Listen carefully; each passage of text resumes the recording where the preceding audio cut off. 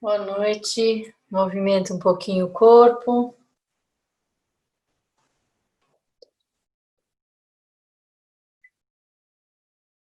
Sai da imobilidade um pouquinho.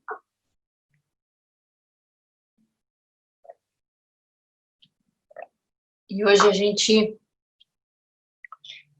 termina o livro da Charlotte Jokubeck, Sempre Zen, com a parábola de Mushin. Ela é um pouco longa, mas eu vou tentar lê-la inteira. Normalmente dá, vamos ver, porque eu acho interessante ter ela inteira. A parábola de Mushin. Há muito tempo, numa cidade chamada Esperança, vivia um rapaz chamado Joy. Ele estava muito dedicado ao estudo do Dharma e, por isso, tinha o nome budista, Mushin. Sua vida era igual à de todo mundo. Ia para o trabalho e tinha uma boa esposa. Mas, apesar de seu interesse pelo Dharma, era machão, sabido e amargo. Aliás, era tanto desse jeito que um dia, depois de ter criado toda espécie de confusão no trabalho, seu patrão lhe disse: "Basta, Joy, você está despedido." Assim, Joy saiu, desempregado. Quando chegou em casa, encontrou uma carta da esposa, na qual dizia: "Para mim chega, Joy, fui embora." Foi desta maneira que ele ficou com o apartamento, consigo mesmo e nada mais. Mas Joy Mushin não era alguém que desistia com facilidade. Jurou que, embora não tivesse emprego nem esposa, iria conseguir aquilo que realmente importava, a iluminação. Foi até a livraria mais próxima, procurou nas edições mais atualizadas como chegar à iluminação. Encontrou um livro que lhe chamou a atenção em particular. Chamava-se How to Catch the Train for Enlightenment.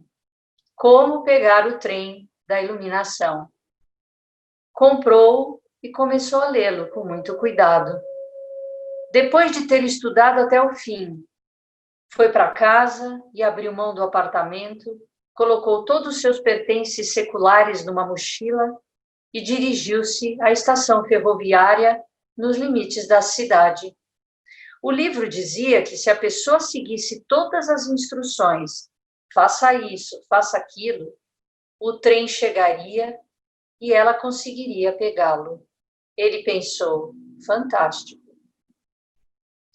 Joy foi até a estação ferroviária, que era um local deserto, leu o livro mais uma vez, decorando as instruções, e acomodou-se para esperar. Esperou muito tempo, por 2, 3, 4 dias. Esperou a chegada do trem da iluminação, porque o livro dizia que viria com certeza. Ele tinha uma fé imensa no livro. Quando no 4º dia ouviu aquele enorme rumor à distância, aquele resfolegar imenso, sabia que devia ser o trem. Então se aprontou. Ficou tão excitado porque o trem estava vindo que não conseguia acreditar. Tem alguém com o microfone ligado? Está incomodando aqui na hora que eu leio.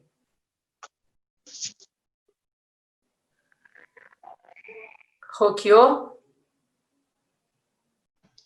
Desculpa, Sensei, só um minuto, porque o Dema está digitando que não está te escutando, e eu estava digitando para ele ou sair do grupo ou ele abrir o áudio dele. Mas eu não sei se ele entendeu que era o microfone. Talvez ele esteja com o áudio abaixado ou está com algum bugzinho. Eu pedi para ele sair do grupo e voltar novamente. Que às vezes isso acontece. Pelo menos aqui, só ele que não está ouvindo. Tá tudo bem, já está tudo bem.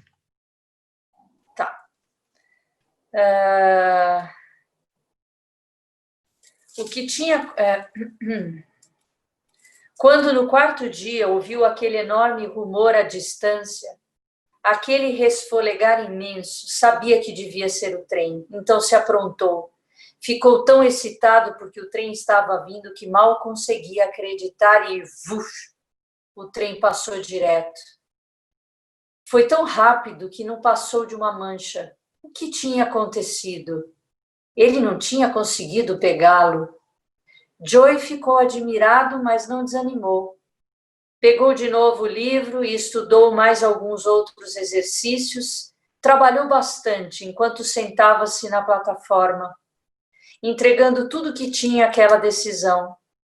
Cerca de 3 ou 4 dias depois, ouviu de novo o imenso barulho ao longe, e desta vez estava seguro de apanhar o trem.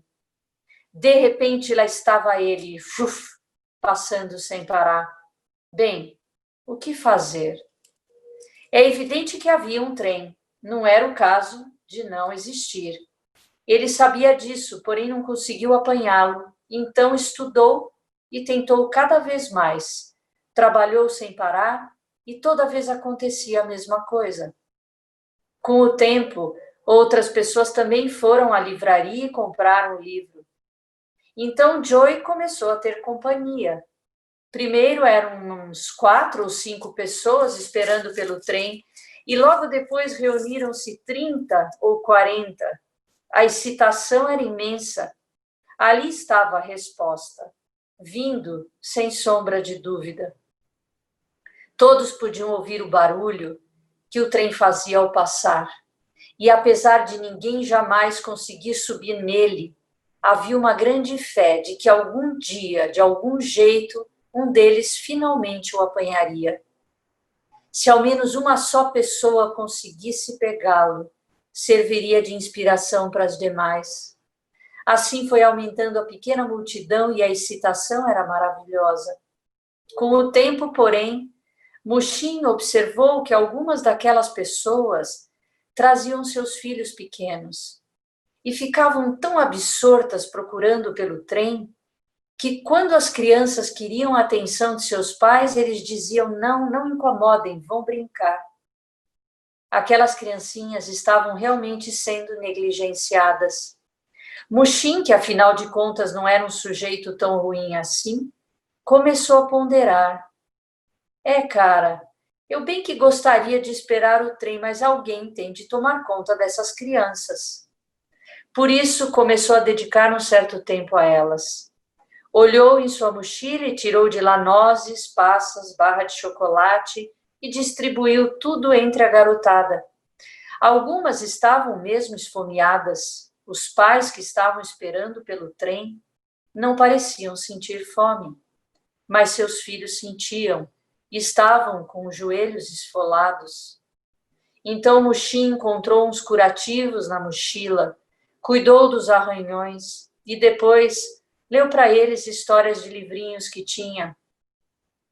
Começou a acontecer que, embora ele ainda desse uma certa atenção para o trem, as crianças passaram a ser sua principal preocupação.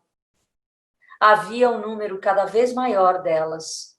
Em poucos meses, havia adolescentes também, e com a chegada deles acumulou-se muita energia e vigor. Mushin então organizou os adolescentes e criou um time de beisebol atrás da estação. Começou a cultivar um jardim para mantê-los ocupados e chegou a incentivar algumas das crianças mais ordeiras a ajudá-lo. Antes que percebesse, ele tinha um grande empreendimento em andamento. Tinha cada vez menos tempo para o trem e estava com raiva disso. O que era importante estava acontecendo com os adultos que esperavam pelo trem. Contudo, ele tinha tudo aquilo com os garotos e assim sua raiva e amargura estavam fervilhando. Porém, independente disso, sabia que tinha que cuidar das crianças e tomava conta delas. O tempo passava e centenas e milhares de observadores do trem chegavam com seus filhos e parentes. Mushin estava tão atolado com as necessidades das pessoas que teve de aumentar as instalações da estação. Providenciou mais alojamentos para dormir Teve de construir um correio e escolas e estava sempre ocupado, mas sua raiva, seu ressentimento também estavam bem ali, sabe? Só estou interessado na iluminação. Aquelas outras pessoas todas estão esperando o trem. E o que eu estou de fato fazendo? Entretanto, continuava tomando conta de tudo.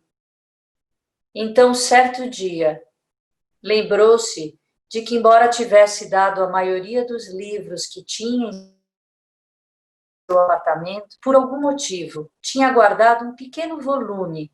Pegou-o de dentro da mochila. O livro era How to do Zazen, como fazer Zazen. Agora, Joy tinha um novo conjunto de instruções para estudar, e essas não pareciam tão ruins. Acomodou-se para aprender como fazer Zazen. Bem cedo de manhã, antes que os outros se levantassem, ele se sentava em uma almofada para praticar um pouco. Com o passar do tempo, aquele programa frenético e exigente de trabalho em que inadvertidamente se envolvera, não lhe parecia mais tão opressor. Começou a pensar que talvez existisse alguma ligação entre este zazen, este sentar, e a paz que estava começando a sentir. Uns poucos na estação também começavam a ficar desencorajados com o trem, que não conseguiam apanhar, e começaram a se sentar com Joy. O grupo fazia zazen todas as manhãs, e ao mesmo tempo a empresa da espera do trem continuava em expansão.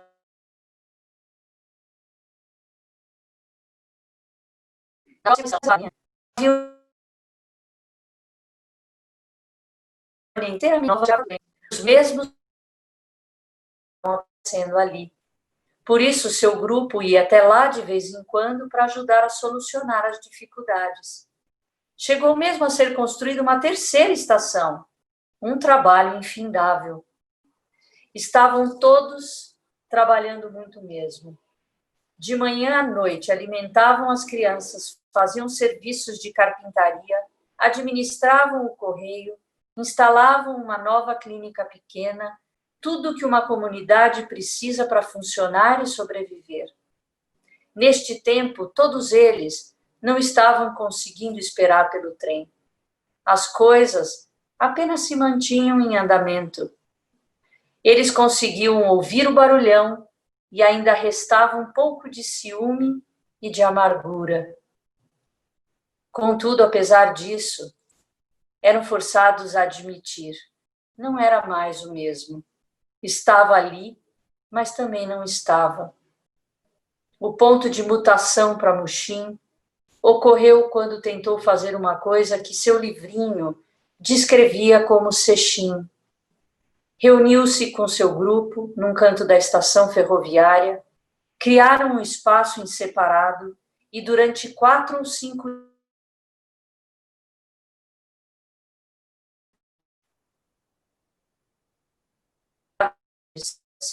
mas ignoravam-no e continuavam sentados. Apresentaram essa difícil prática também nas demais estações. Mushin estava agora com 50 e poucos anos. Demonstrava o efeito do tempo, de tensão e de trabalho. Estava ficando arcado e cansado.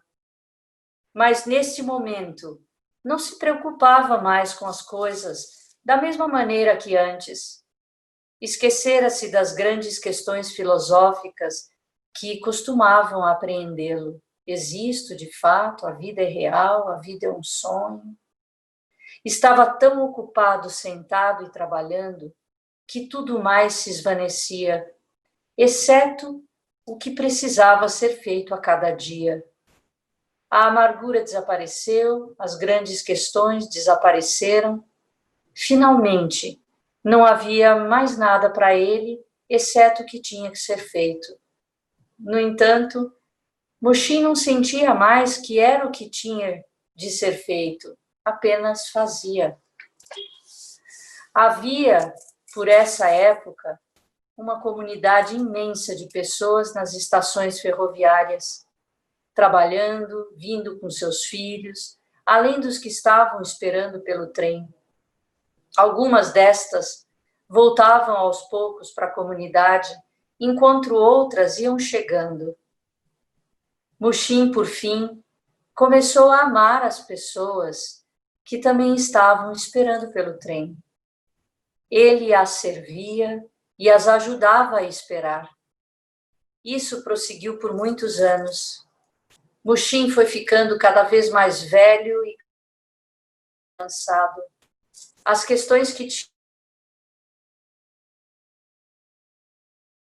acabando não mais não. Havia apenas Muxim e sua vida, fazendo a cada segundo o que precisava ser feito. Certa noite, por uma razão ou outra, Muxim pensou: vou ficar sentado a noite toda. Não sei por que desejo fazer isso, vou apenas fazê-lo. Para ele, o sentar não era mais uma questão de ir em busca de alguma coisa, de tentar melhorar, de tentar ser santo. Todas aquelas ideias já se desfizeram há muito tempo. Para ele não havia mais nada, exceto sentar. Ouvir uns poucos carros passando ao longe, sentir o ar frio noturno, apreciar as mudanças que se processavam em seu corpo. Muxim sentou a noite inteira e, com o raiar do dia, ouviu o ruído do trem. Então, muito devagar, este acabou parando exatamente em sua frente. Foi quando percebeu que desde o início tinha estado no trem. Aliás, ele era o próprio trem. Não havia necessidade de pegá-lo, nada a compreender. Lugar algum a unir. Apenas a totalidade da própria vida. Todas as antigas questões, que não eram questões, se respondiam por si. Finalmente o trem evaporou e havia apenas um velho sentado noite afora. Muxim espreguiçou-se e levantou-se da almofada. Saiu para preparar o café que compartilharia com quem estava chegando para trabalhar. A última vez em que o viram foi na carpintaria com alguns dos meninos mais velhos, construindo um balanço para o parquinho. Essa é a história de Muxim. O que Muxim descobriu? Deixarei que vocês mesmos respondam.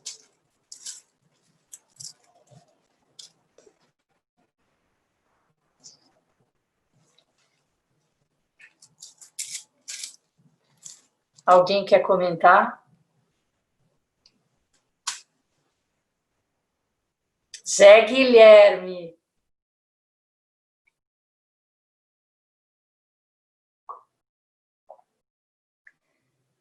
Alguém quer falar? Paulo. É muito boa essa analogia dela, não? Quem é André? Quem abriu o microfone? O Zé abriu o microfone. Acabou de fechar. Oi. Pode ser. Pode falar, Zé. Dá para me escutar? Sim. Então, Sensei, é uma história, digamos, que se aplica, digamos, a quase todos nós, né? Eu acho que é uma trajetória que ela conta, e, na verdade, eu tive uma experiência um pouco parecida esses dias, porque eu comecei a fazer um curso com o professor Joaquim Monteiro sobre... Primeiro foi Dogen, né? Eu li Dogen, mas assim de uma maneira muito esparsa. E depois ele está fazendo um que é sobre Abhidharma Kosha, que eu nem tinha ideia, né? E aí a ideia era o seguinte: a gente começa a ler essa literatura e tal, procurando alguma coisa, e de repente isso que ele falou do zazen e da leitura, dá a impressão que tem uma contradição, né? Que não vale a pena fazer essas leituras, entrar em contato com as teorias, com as filosofias e tal, mesmo budistas. O que importa é o zazen. Então, daí eu lembro de uma lenda que era a ideia dos macaquinhos, que a gente, quando está fazendo o zazen, os macaquinhos vêm, né, que são aqueles pensamentos. Como é que a gente faz para fazer com que eles vão embora? Quando eu estava fazendo o zazen depois desses dias, eu percebi que vieram os macaquinhos eruditos, que eram alguns ensinamentos que eu tinha visto no Abhidharma, que era muito sofisticado, mas eram macaquinhos, entendeu? Entravam, digamos, sem pedir licença no meu zazen. O que eu faço com eles? Eu escutei alguns deles e falei, muito bem, agora podem ir embora. Então, às vezes, essa contradição entre estudar, ler os clássicos e ler e escutar as palestras, que parece que é uma coisa intelectual, como se ela fosse oposta à coisa mais importante que é o zazen. E, de repente, elas combinam entre si, na verdade, né? Eu acho muito interessante isso, porque senão a gente fica meio sectário. Não vou ler nada. Ou então, só posso ler porque eu tenho que compreender o que é o sentido da filosofia. Deixa-se levar, você senta e as coisas acontecem independentemente do que a gente quer. Essa é a minha sensação. Muito bom, mas o que foi bom que você comentou é que você vê que ele começa, ele percebe o zazen, mas ele precisou da leitura, do esforço inicial, né? De ir atrás desse livro, né? Do como pegar a iluminação. Então, foi a partir dessa mente do estudo que fez com que ele se motivasse e, num determinado momento, o zazen começou a compor. São as duas coisas, né? De fato, são as duas coisas. Não pode se prender nenhum nem outro. Você assistiu o livro Um Buda, o argentino? Já. Então, lá é o oposto. Lembra que o menino só queria sentar. Ele não queria trabalhar, ele só queria sentar em zazen. E aí o mestre mostra para ele que não é também isso, porque senão a gente continua nessa mente escolhendo, né? Que eu lembro, o Kanti Sozan, que é um dos ancestrais do Dharma, eu tenho um texto que eu lia na Sangha em alguns momentos, que chama Acreditando na Mente. A primeira frase do texto é assim: o caminho supremo não é difícil para quem não tem preferências. Muito bom. Né? E é tão difícil não ter. Mas é isso aí. Obrigada, foi muito bom. Gachou. Gachou, obrigada, Zé. Mais alguém?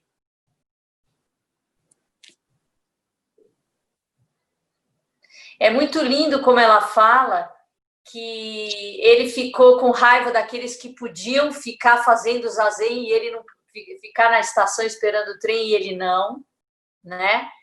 Ao mesmo tempo, como depois que ele tem maturidade ou ele já realizou certas coisas, ele só fazia e ele até servia essas pessoas, reconhecendo que cada uma está no seu momento da prática, ele não ficava forçando, dizendo, não fica aí esperando o trem, né?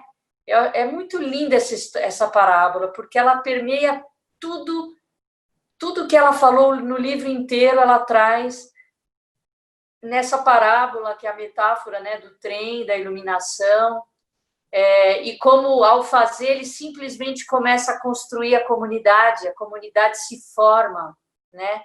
Não que ele tenha uma intenção em fazer, é porque precisa, as crianças precisam ser cuidadas, crianças precisam ser alimentadas, precisa ter reforma na estação, porque ela vai ficando depredada, faz a carpintaria, precisa ocupar os adolescentes, cria-se um campo, né, para atividade física, e eu acho uma analogia muito bonita, assim, eu gosto muito, é um texto que eu leio e releio várias vezes, assim, de vez em quando, porque eu acho que ele realmente